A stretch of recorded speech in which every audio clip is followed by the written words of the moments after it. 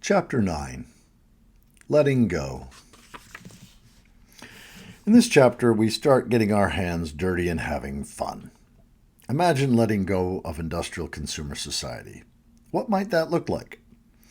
What can you let go of temporarily to experiment with living more simply? Traveling light in the storm is a challenge and also a gift. Here are the sections in this chapter. The illusion of security. We are vulnerable. Best to face that reality. Perspective. Impermanence. The immersion course. Carla is a Buddhist teacher. Her house burnt down. Stone soup. A vision for hard times. A ritual for letting go. With fire. Everybody loves it. Letting go as solidarity and eco-cultural healing. The upside of living simply. Perspective. Coming home. Jay has let go of a career-focused lifestyle. Plan B for when Plan A doesn't happen. Letting go for living together. Living together means letting go of getting your way. Perspective. Letting go many times. In Kat's career, she has let go of many jobs. That is something you might have to do if you want to be paid to follow your passion. Letting go as freedom. Living simply as freedom from fear, from bills, and from encumbrance. Perspective. Maple syrup for oranges and sunshine. Jane is an old hand at living simply. And many voices, simple living. People do it in all kinds of ways. The illusion of security. Begins with a quote from Terry, a poem actually. Become a tree. Your limbs no longer move under their own power. Your lower limbs, your roots are quite stuck, but fractal. They move by entangling. They explore. Your upper limbs dance, but not at your command, in the wind. They bend or they break. You face the storm and endure. And when you no longer endure, you stand. Weathered cenotaph, home to birds of prey. We who benefit from modernity can structure and plan our lives with the comforting illusion of security. When that curtain of illusion is pulled back, the vulnerability of what we hold dear is revealed. If this is your situation, I suggest that you get used to peeking behind the curtain. This is not to burden you with anxiety from visions of future catastrophe, but to gently begin the process of living with loss by imagining that loss. You can also be in solidarity with those for whom loss is already a reality. You know your own heart and your nervous system. Make your choices about this. Sometimes the illusion of security holds well. Invariably, this illusion distances us from those who are experiencing loss. The illusion of security has held for many people in my country for over half a century. The treasured pension plans and paid-off mortgages of the second half of the 20th century are providing security to some retired people now. The possibility of the stock market crashing or their pension failing hides behind a curtain that they dare not draw back. Meanwhile, some people are noticing the rise of authoritarianism and the loss of human rights in countries where political security was taken for granted, including mine. Some are witnessing economic losses and inequities, housing shortages, the erosion of affordable medical services, wars and the threat of nuclear war, refugee crises, and crop failures. Others are living through these things now. I feel reassured when I remember that most people in times and places other than mine have had a fraction of my material comforts and security. Many of them had first-hand experience of living through devastating losses. Those who survived learned that security is never assured. They found ways to navigate their losses physically, emotionally, and spiritually. Traditional cultures and religions have practiced various strategies to face our vulnerability. Fasting, physical trials, vigils alone in the wilderness or monastery, and meditation on one's death or existence before or after one's lifetime. These are some of the ways that people have traditionally confronted the illusion of security. The skull on the scholar's desk in many Renaissance paintings is a memento mori, a reminder of one's mortality. Stories and tools from traditional spirituality or religions helped people to face uncertainty, fear, and loss. It is time to find stories and tools for our age of loss, new and old. Cult leaders and autocrats will be offering theirs. More just and respectful resources to deal with vulnerability will take some exploration and patience, but they are worth crafting and sharing. Perspective. Impermanence, the Immersion Course. In 2020, Carla's home of 18 years and all of her belongings were destroyed in a massive complex of fires that ravaged the hills just north of Santa Cruz, California, about 40 miles south of San Francisco. Carla is a longtime teacher of Buddhism, and one of the central tenets of Buddhism is impermanence. She appreciates the irony of her struggles with loss, identity, and belief in the aftermath of this disaster. Carla describes the early days after the fire as a prolonged period of shock. Even the wisest teachings are subject to bodily limits. She devised a plan to hop in a recreational vehicle and visit around the country, deciding where to resettle. Health challenges got in the way. She took great comfort from caring people who offered their homes for a time, and from people who truly understood what it was like to lose all one's possessions. She also took comfort in the things that Buddhist teachings say persist: wisdom, compassion, love, and connection. She points out that there is a right time and place for certain teachings. The Buddhist teaching that difficulties are opportunities for learning and deepening, this teaching is probably the worst thing to say to someone who has just experienced a loss like hers. Her spiritual teachings do not mean she gets to bypass anxiety, pain, or grief. Grief has become a core process for her, one she is still learning. Carla's beliefs and plans remained unsettled 2 years after the fire when I interviewed her. At publication, she is still living with her partner in a travel trailer, seeking a new place for the two of them to settle. In this nomadic life, her familiar daily meditation practice reliably brings her a kind of direct wisdom. It also brings her home, in some deeply felt sense. No small thing when her physical home is gone. Taking in what is before her in her meditation, letting go of thoughts about all that was lost and remains unsettled or uncertain for the future, reliably brings her moments that are, quote, almost always pretty fine, unquote. Stone soup.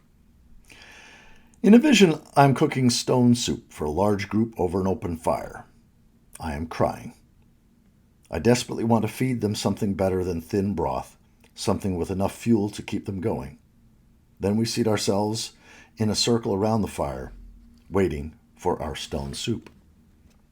A golden man with golden braids appears to us and says, "I wish I had barley for your soup, but I don't. I have a story.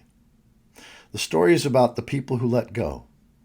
There's so much beauty in the world, and so much terror in the world, and so much insistence that things not change, and that we keep hurling ourselves off a cliff. But you folks are letting go. I am so proud of you. You are practicing letting go, and it's not easy work, but it's necessary work, and everybody will be doing it soon. And you will know how to let go. You are letting go of comforts, and you are letting go of old stories that don't fit anymore, and you are letting go of lies, and you are letting go of insanity, and you don't know what's next, and that's okay. I will stay with you until you know what's next. You will get through this time, and your stomachs will be full again." And the golden man invites us to dance. And when he dances with you, he grabs your shoulder, and he takes away your pain, at least for a little while. Thank you, golden man with the golden braids. And it might seem ridiculous to dance when you're hungry, but it's actually a pretty good idea. So it was that our stone soup was seasoned well. A ritual for letting go. I introduced this ritual to my churches for Ash Wednesday, the first day of the pre-Easter season of Lent. People always appreciated it, and it became an annual observance in some churches. You can do it alone, but a shared ritual is more powerful. To prepare, slips of paper, about 4 by 5 inches or 1/4 of a regular A4 or notebook sheet. Pencils or pens and something flat to write on. If indoors, a fireplace or good ventilation and a high ceiling, and a large, shallow, fireproof bowl, roughly 16 inches, metal or glass bowl. If outdoors, no wind, fire pit. Long lighter, make sure in advance that the person knows how to work it reliably. Optional, soft charcoal crushed in a small dish and a spoon. Be sure to have a fire extinguisher ready if you're indoors. To do the ritual, each person takes a slip of paper, a writing instrument, and something flat to write on. Invite people to reflect on what they are letting go of or want to let go. Poetry and music are often more effective than long speeches for ritual preparation. They write that thing or things on the paper slip. They crumple the paper gently into a loose ball, and then, she has in parentheses, demonstrate. Flat or crushed too tight papers won't burn well. One by one, people come forward and put their paper balls in the large bowl. With a long lighter, ignite the papers in the bowl. Allow them to burn. And then she says, for Ash Wednesday, the ritual continues. Feel free to skip or modify. Mix a spoonful of the paper ash with a bit of crushed soft charcoal in the small dish. The host marks the forehead of each person who wishes it, saying the traditional words, you are dust, and to dust you shall return, or other words like you are earth, and to earth you shall return. You are dust and spirit, a beloved child of God, or whatever is appropriate to the occasion. Closing words, for instance, a blessing or affirmation, or a suitable poem. Rituals and embodied practices go beyond thoughts and words to lived experience, allowing us to be touched at deeper levels than words can reach. A rich trove of rituals honoring Earth and making room for all feelings resides on the Work That Reconnects website. Letting go as solidarity and eco-cultural healing. A reporter once asked Gandhi, "What do you think of Western civilization?" Gandhi's response, "I think it would be a good idea." Many of the losses we face on a personal level in a societal decline or collapse are of things people outside industrial consumer societies never expected to have. Some of these are comforts, some are entertainment, some prolong life and health, if you have the money. Surely we can be in solidarity with most of the human species if it becomes our turn to do without these things. What can you let go of temporarily to experiment with living more simply? Don't make it a sacrifice. Make it be your solidarity and freedom. In a spirit of play and exploration, we who have privilege can try doing without some things that we don't need, at least for a short time. I'm not inviting you to try this to become pure from the taint of modernity or to earn virtue in saving a portion of the non-human world. I want us to learn what we truly need and value. We may also join in solidarity with those who have already lost or who never had what we freely choose to let go of. The pandemic taught me that I don't need to drive much. During most of 2020 and 2021, I drove to the grocery store once a week, to medical appointments, and to visit my mother a few times a year. The other trips I made I could count on my fingers. I realized I didn't need to resume most of the driving I had done in the past. This was hardly a sacrifice for me. I have added back church, 2 short trips to a pub and a store per week, but not much else. I notice that my world is smaller in ways that I find helpful. This focus helps me appreciate my home and neighborhood instead of wandering around for entertainment or distraction. With the internet, my world is not so small. If you drive, what would happen if you drove less? Can you get exercise and enjoyment without traveling to a gym, court, or specialized classes? How few powered devices do you need? How few plastics? How little garbage can you produce in a week? How little money can you spend? Can you live out of a suitcase worth of clothes and sundries? Can you entertain yourself without electronics? By experimenting with one or two of these challenges, you will prepare yourself in a small way for future losses of industrial consumer comforts. As a happy byproduct, you may find it easy or enjoyable to let go of some of those things now. What would you eat if you couldn't go to the grocery store for a few weeks? What would you eat if you only ate locally grown foods? What would you eat that you could grow yourself? What would living in your house be like without electricity, plumbing, heating, or cooling? Camping at home? Why not? How might you make that comfortable? Can you make it a game? Where would you store and empty the commode? Yuck. But anyone caring for an invalid has survived the experience.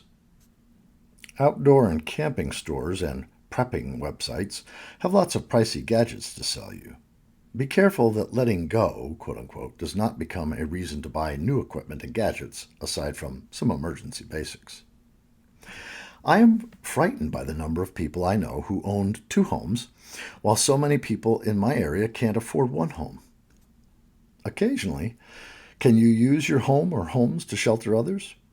If you were to use it to host as many people as is common outside industrialized countries, that would typically be 1 or 2 rooms per family. Too cozy? I agree. I'm noticing that what I take for granted is a luxury to much of the world. Maybe you could offer a spare bedroom under the market price to a college student who needs shelter.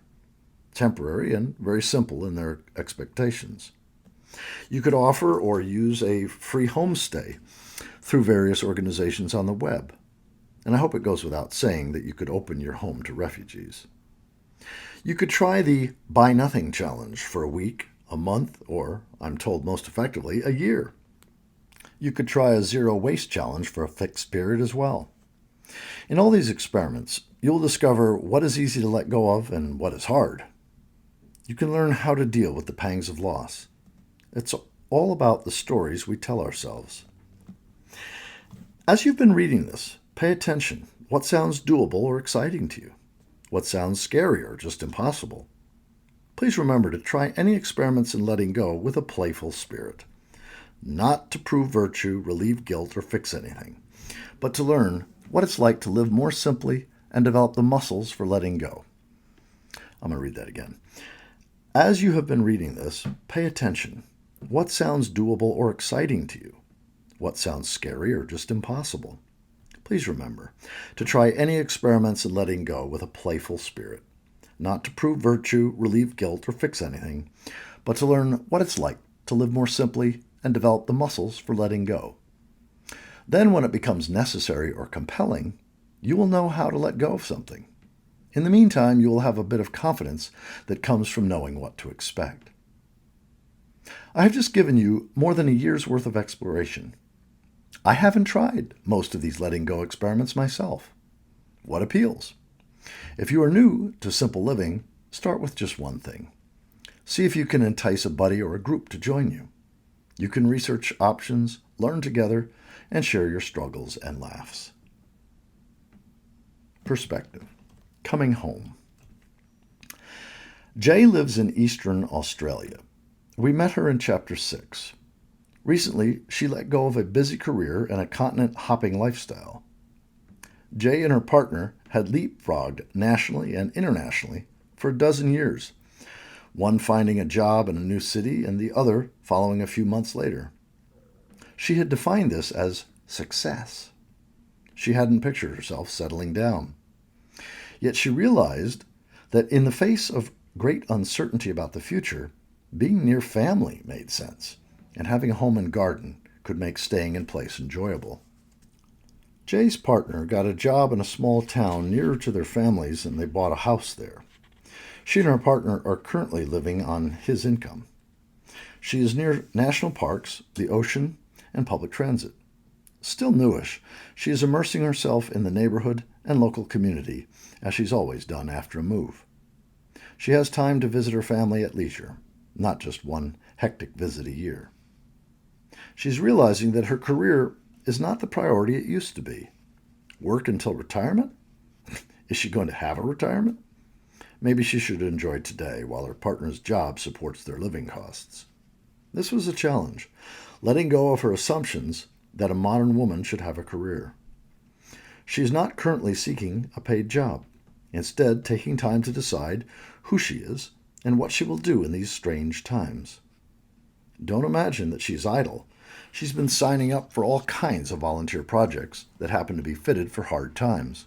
Emergency rescue services, wilderness care, teaching immigrants English. The list is long. She feels useful. Probably her old habits of keeping busy are playing out in new ways. She is guiding forced therapy walks at her new vocation. Not a lucrative one. And that's okay. Plan B. Letting go is easier when we remember that we usually have more options than we realize. When Plan A fails, Plan B is waiting to be discovered. The trick is to be flexible enough to look for Plan B. Otherwise, we'll be tempted to cling to Plan A as the only way and vulnerable to turning bitter, belligerent, or despairing when Plan A is lost. Even better if we can consider a Plan B or C when our Plan A has not yet failed. This is true for emergency preparedness, but also for food choices, choosing where our kids go to school, making a home, and making meaning in our lives. Letting go of our expectation that things will go according to plan means letting go of getting our way. Say it again. Letting go of our expectation that things will go according to plan means letting go of getting our way. Privileged people have not faced this challenge very often. It's a practice we do well to master. Of course, we want Plan A, but our comfort or security does not require one and only one plan, or home, or person, or job. Allowing yourself to imagine a Plan B may require some emotional work and some grieving. In a time of decline, it may be hard on the ego to let go of things that shaped our identity or status. We may have to do something that doesn't fit our self-image.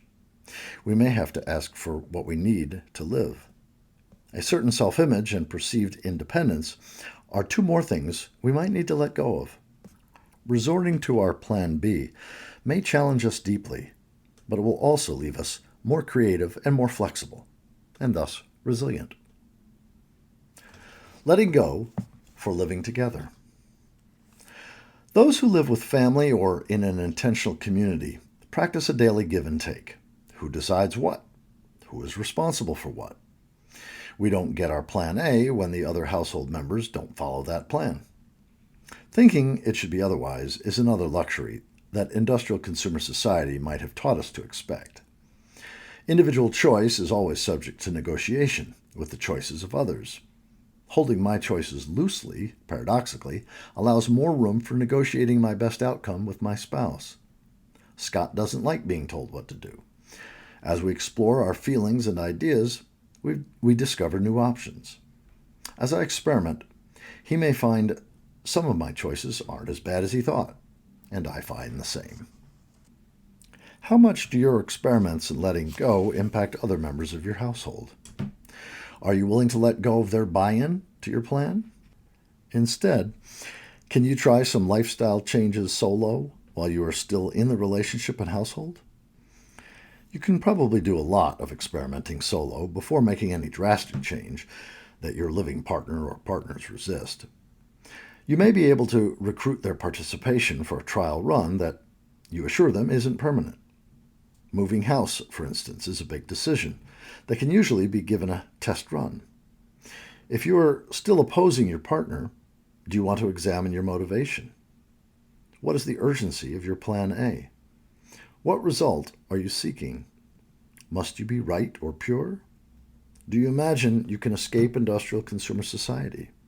Are you demanding that others think and act like you or approve all of your choices? It is sweet when our whole household shares our values, but it is also sweet when one family member can support the other in doing things that are not their first choice out of care and consideration for the other. My partner not letting go of some aspect of modernity will not tip the planetary balance. his accommodation of my choices, and his support of choices I've made that he would not have made for himself, have made this book possible. Perspective. Letting go many times. Kat was raised in Australia, moved to England, and now lives in Scotland. Her story began in Chapter 1. Here she tells of her meandering work history, charting her course by feel, repeatedly letting go of jobs that didn't serve life, finding her people, and becoming an umbrella. This is the longest section in the book. It might serve as a guide for those working within a system for change. Be prepared to change course repeatedly. And bring your umbrella. In her words, when I finished my education, I was wildly enthusiastic about the possibility to have a real impact. Finally, I could have some power and influence. The chairman of the Australian Environmental Protection Agency, whose name was Barry Carbon, which still makes me laugh, he told the whole agency team, I need you all to go from here and make mistakes, because if you're not making mistakes, then you're doing things the way they've always been done. And the way things have always been done is not getting us anywhere. So it's time to start pushing those boundaries and trying new things.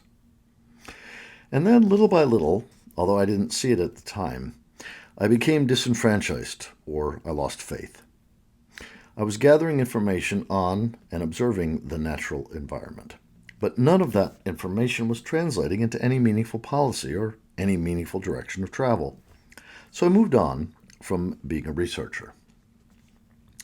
I meandered into policy, thinking, well, if it's not about the data, then maybe it's about how that data is applied to policy or the development of legislation.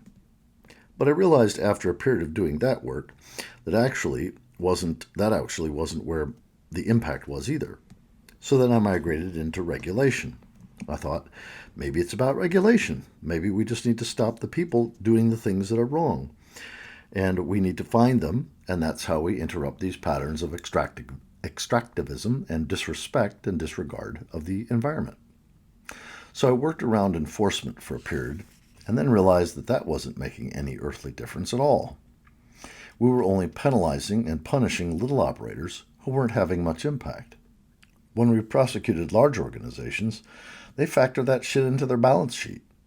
If they're fined $250,000, that's neither here nor there to them. They just write it into their budget. Then I understood that enforcement wasn't going to work either. At this point, I went back to my first love, which was research. But in the time that I had been away, the budgets that were available had shrunk by an order of magnitude. We couldn't cover the area that we were covering. The questions that needed answering weren't getting any smaller. So we got really canny about how to collect information. We started what I came to understand later was a first effort in community science. We worked with landholders to collect samples. Instead of my team driving from point to point on the river and physically collecting the samples, they were like postmen. They drove to the end of each driveway and collected the little cooler full of samples that the farmer had collected in the morning. We were able to determine patterns in the way that water quality was changing, in the way that soil qualities were changing. During that period, I still had the arrogance that comes with being a scientist. Thank you very much. We're here to help.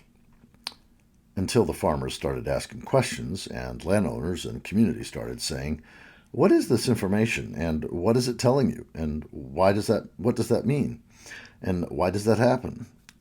So we started having to work much more closely with the community.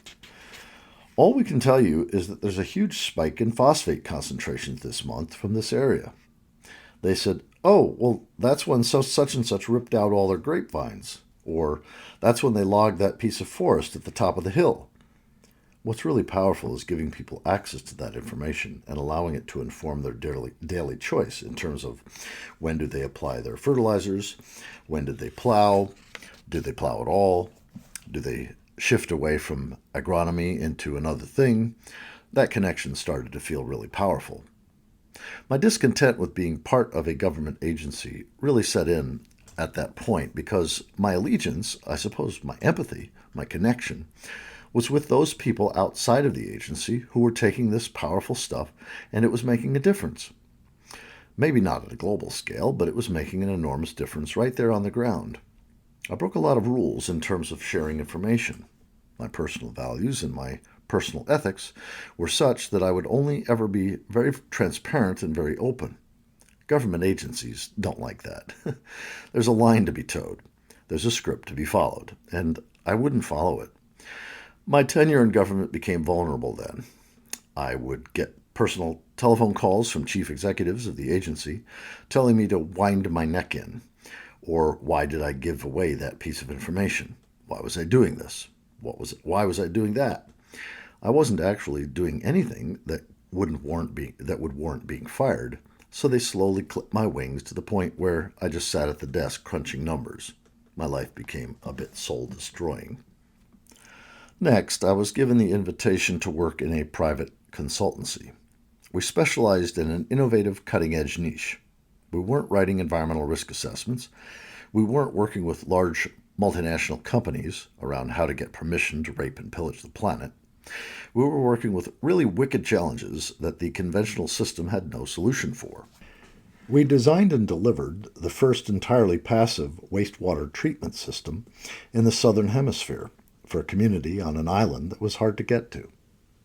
We designed concepts for water treatment and reuse at the point of origin, and treating water passively to better than drinking water standards without the need for infrastructure, without the need for highly technical trained officers, without the need for constant energy input, without a need for chemicals. That was really exciting stuff to be part of, extraordinary projects, making enormous differences to the communities where they were being implemented. Then I made the decision to move back to the UK with my family, which coincided with the global financial crisis in 2008. I wanted my daughter to connect with her ancestry and to her heritage, and wanted my mom to be at peace and comfortable. I made a decision at that point that I wouldn't work full-time anymore, that there was more to life. I wouldn't sacrifice the quality of life for quantity. I would have less and be more. That was the decision. I would ever only go to work enough to pay my bills. The rest of my time I would give away wherever I could to be of value to people who couldn't afford to pay for the skills of people like me to make a difference in their life. That's the pathway I've been on for a long time. When I got back to England, I realized that I was actually quite Australian, and I felt the oppressive and repressive nature of British culture. Someone wise from Europe said to me, quote, "British people are too polite to be honest," unquote. I was back to feeling like we can't make a difference in this system. It's impenetrable. I solved that problem by working exclusively overseas. For a few years of my life, I was flying. I was spending every third month in Australia, continuing to work with the consultancy that had gifted me with so many incredible opportunities. And half of every month, I was consulting across Central Europe, Romania, Slovakia, Slovenia, Croatia, and a little bit of time in Norway. I didn't work in England at all. As my daughter got to her teenage years, I realized that I couldn't continue to live the way I had done because she needed me to be much more present. This wasn't about her needing to be cared for or fed or clothed or the physical day-to-day. She needed my presence for her mental and spiritual well-being. Something had to change, so I joined the community and voluntary sector. I've done government, I've done private. The community and voluntary sector is what I've been doing now for almost a decade part-time. When I took over the organization, it was at the point of failure. I didn't expect to be offered the job of the boss. It was a catchment scientist that they were looking for. I submitted an application. I drove 2 hours to the interview. I sat in front of a panel of 3 white men who asked me a lot of intense questions. About halfway through the interview, they stopped me. They said, "I'm really sorry that we have to interrupt you. You've applied for the wrong job." And because I'm not shy, I said, "What do you mean? I've applied for the wrong job. I'm a catchment scientist. Australia has been doing this for 30 years. You've never even thought in terms of catchments in this country. You have no idea what catchment science implies. How dare you sit across the table from me and tell me that I've applied for the wrong job?" They all started laughing at me and said, No, you're misunderstanding. The other vacancy we have is for chief executive officer. We think you should be applying for the chief executive's role." which is when I started laughing. Seriously, do not put people like me in charge of organizations. The next interview for that CEO position was hilarious. They offered me the job. When I landed in the job, I realized that the company was in trouble. Emergency closure meetings every month. Have we got enough money in the bank to run for another month and another month? I was overwhelmed, and I felt really ill-equipped. I was really lost. I don't know where the wisdom came from. It was almost like someone tapped me on the shoulder and said, "Do what you know." And what I know is about connection. What I know is about relationship. What I know is about respect. It's about integrity. It's about value. So that's what I did. I didn't think about business planning. I didn't sit for hours strategizing. I talked hour after hour after hour with hundreds of different people about how they perceived the company. What had the company done, and what might the company do? What would be a value that could enhance the work that they were already doing? How did we avoid competition? How could we position ourselves so that we were only ever complementary, that we would only ever be adding value and never undermining the efforts of others? These were the conversations I had. And lo and behold, 10 years later, we're making a modest profit every year. We're attracting large amounts of funding from charitable organizations that gift to environmental companies. And we're very well regarded. My team is just amazing. They're wonderful. And they don't need me other than to hold the umbrella that protects them from all the bullshit. That's what I do. When asked to illustrate the kinds of situations she shelters her coworkers from, Kat offered the following story. A couple of winters ago, the British government announced a huge amount of money for tree planting around November. It has world-changing amounts of funding for tree planting. The conditions that needed to be met to secure the money for a new woodland were really easy. They're often very complex, and we kept feeding back to them. You can't make it this complex. You can't make it this exclusive. This program looked on paper like it was genius. We've had aspirations to put trees in on 50,000 hectares forever. Finally, the money was going to fall out of the sky, and we were actually going to be able to incentivize this activity, work with our landowners, and get this work done. The insanity is that it all had to be spent by March 30th, which is the end of the financial year. That's not impossible. You can plant a lot of trees in 4 months with the right resources. What you can't do is secure the tree stock to put in the ground. Those orders have to be put in the spring the year before. We couldn't get the trees. We had to go back to the table and say, "Look, we love your work. This is amazing, and you've made all this stuff available. It's absolutely brilliant. You might have forgotten one tiny little thing." The response was, "That's okay. We'll import them all from Romania." What?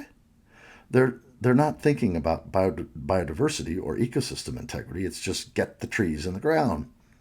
You can't import foreign trees. Why would you do that? Why would you not be insisting on locally endemic species to bolster the local ecosystem resilience?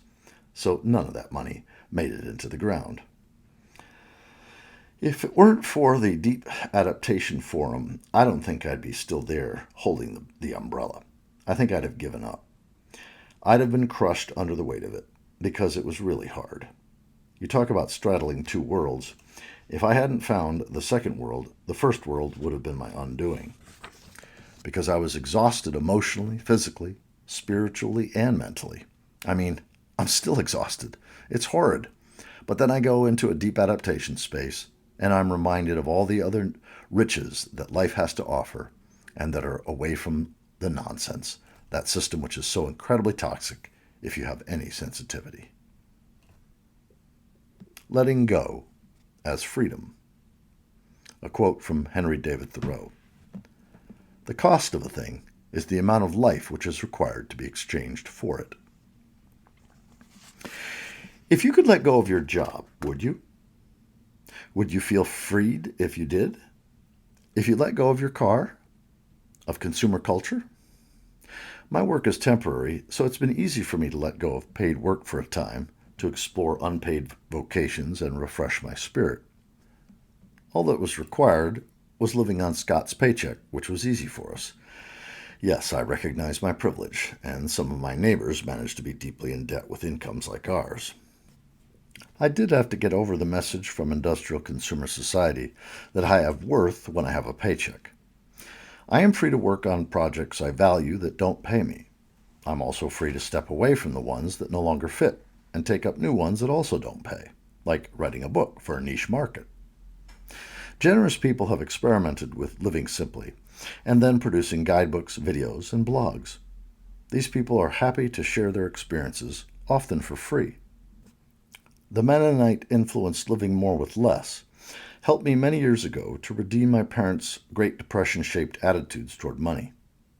It lifts the value of paying people for their services so that they will receive income for their skills, and the importance of cooking simply and well for a crowd.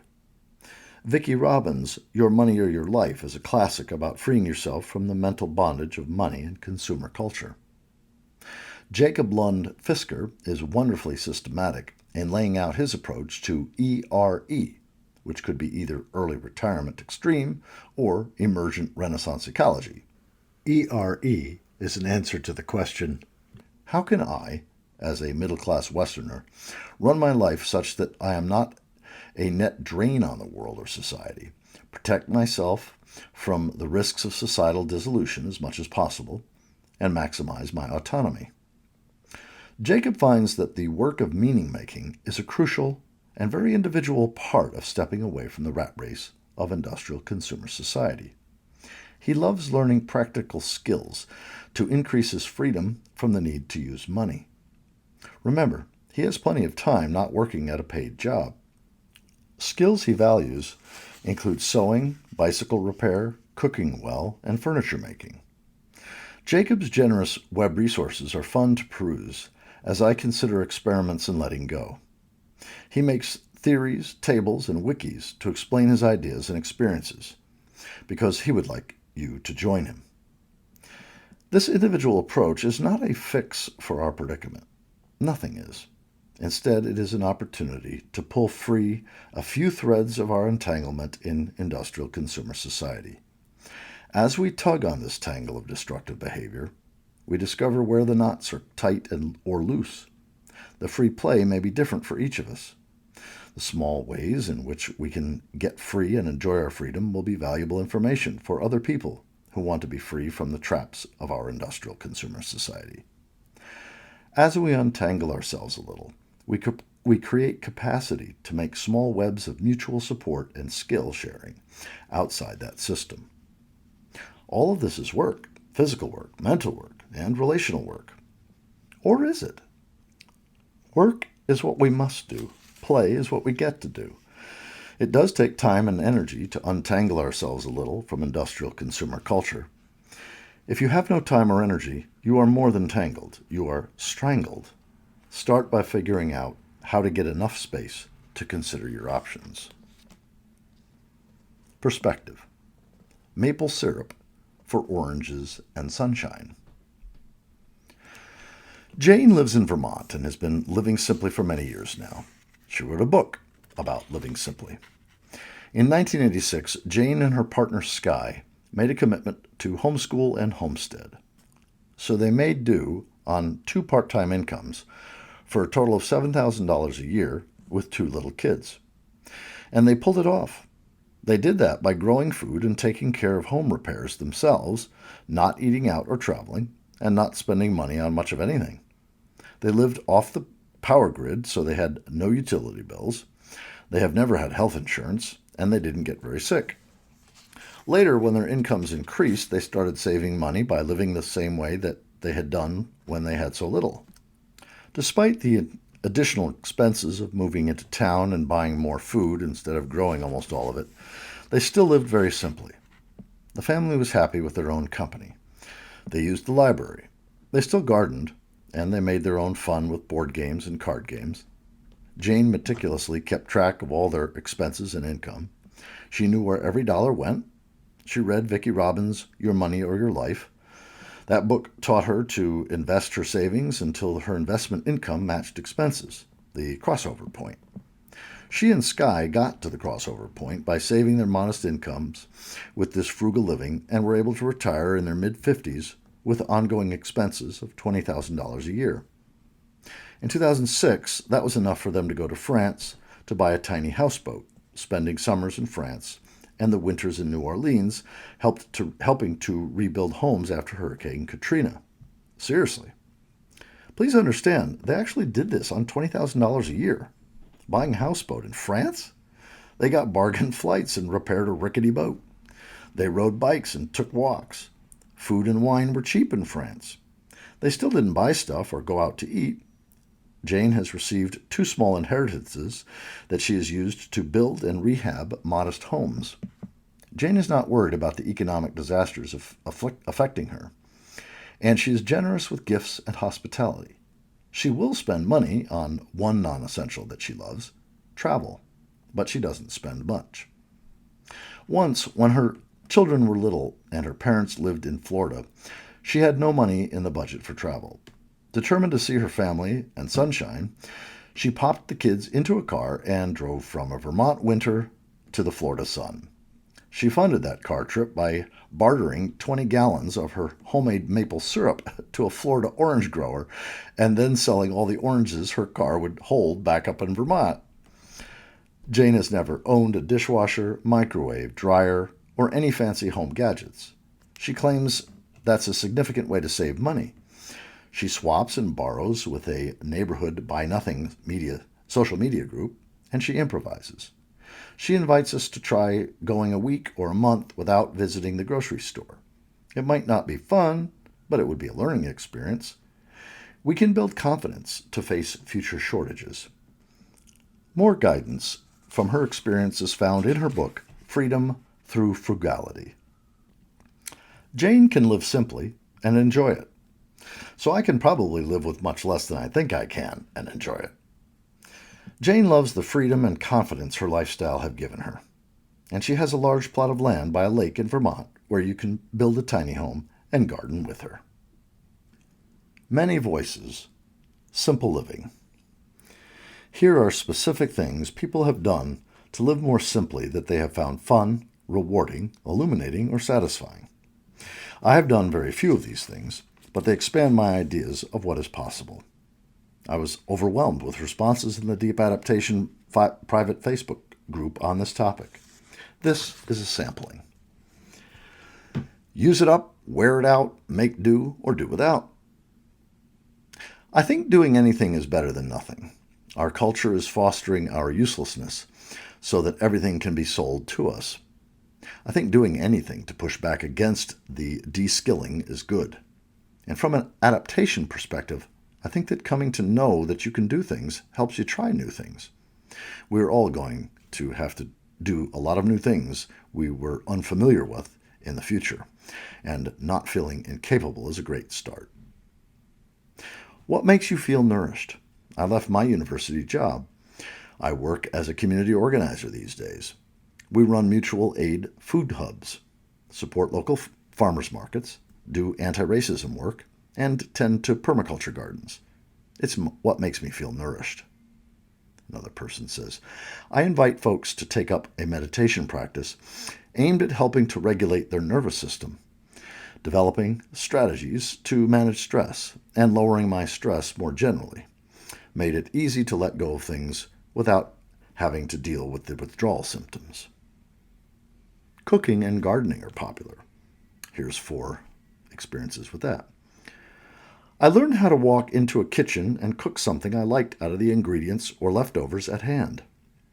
My recommendation is to focus on 3 or 4 dishes you really like, pizza, soup, and then learn how to do them well. If you specialize in a dish, you figure out how to optimize it for your taste. Practice makes perfect. Warning, going out to eat will subsequently feel like a waste of money. Another person says, I am co-gardening with a neighbor instead of belonging to a community garden that I was driving to. We are planning next year's garden together and will be digging up a chunk of her sizable lawn. Renters, take note.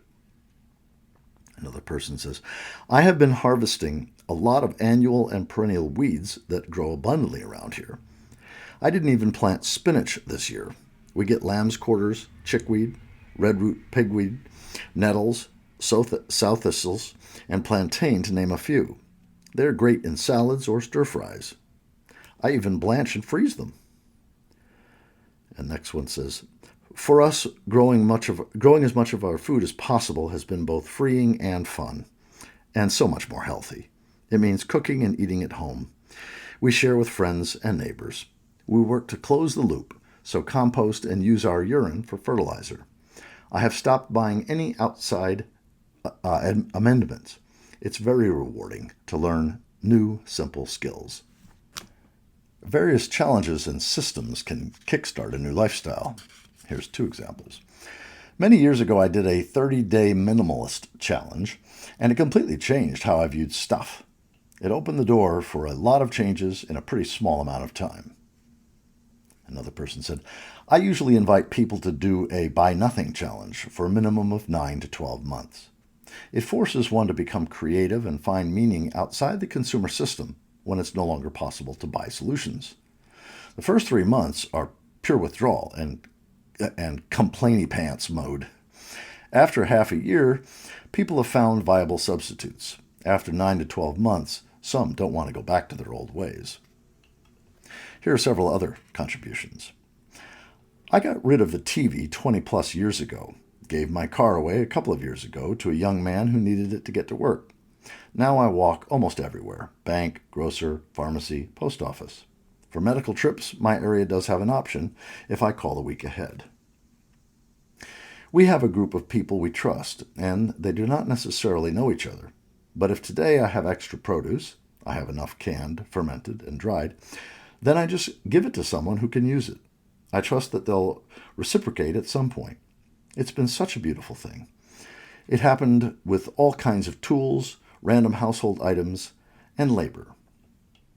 Another person says, I enjoy sourcing lovely mix-and-match clothes from secondhand shops, creating new and interesting recipes using garden produce and herbs and local veggies, potluck lunches with friends rather than eating out, putting a pretty sticker over a slight dent in the car rather than paying to have it removed, paying to go on a course and then sharing the info with friends who give a donation toward the cost of the course and friends doing the same, sharing garden produce, seeds, and surplus plants. Related to simplifying entertainment, here are 4 examples. We've been running a living room and backyard open mic for years. Anyone can have the floor for 5 minutes to read, recite, do magic tricks, play an instrument, sing a song. No technology allowed. Like in generations past when people gathered in the evening and entertained themselves and each other. Bonuses? Long hangouts with great conversation after the amateur hour ends. And bring your own is a lot more affordable than a night on the town. In the U.S., so much of our culture is wrapped around going out to eat for drinks. But having a picnic, just to throw an example out there, is so much more leisurely and fun. I really like our song circle. We have a leader and she teaches us the songs each session. They're usually short and simple. We can learn them in one go. And then I try to sing some of them at home instead of using other media for entertainment. And board games, social, communal, build strategy thinking, zero emissions other than from manufacturing, and a well-made and cared-for game that can last for generations. Simplifying housing. We do all the homesteading activities, plus we're off-grid. We do lots of upcycling, especially making clothes from other textiles and making rugs from rags. Our home is passive solar, so almost no heat is required all winter, and no AC in the summer. I'm cooking with a solar oven and heating water with a solar breadbox hot water heater I built. This puts us on nature's clock. No sun today? I don't do dishes. Maybe that's just me being lazy. Another person says, we've just traded houses with our daughter, son-in-law, and 4 kids. They get the big old 5-bedroom, 4-bath farmhouse, and we get the 920 square foot mobile with 2 bedrooms and 1 bath. I'm learning how to live in a small house. It's very liberating. Why do we need 12 mugs and 6 cups and saucers? I'm tossing and donating so much stuff.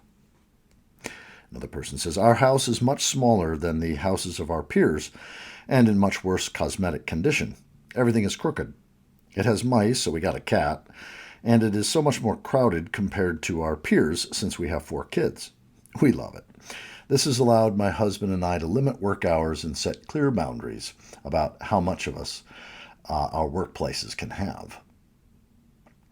Changing our relationship with money. 2 people.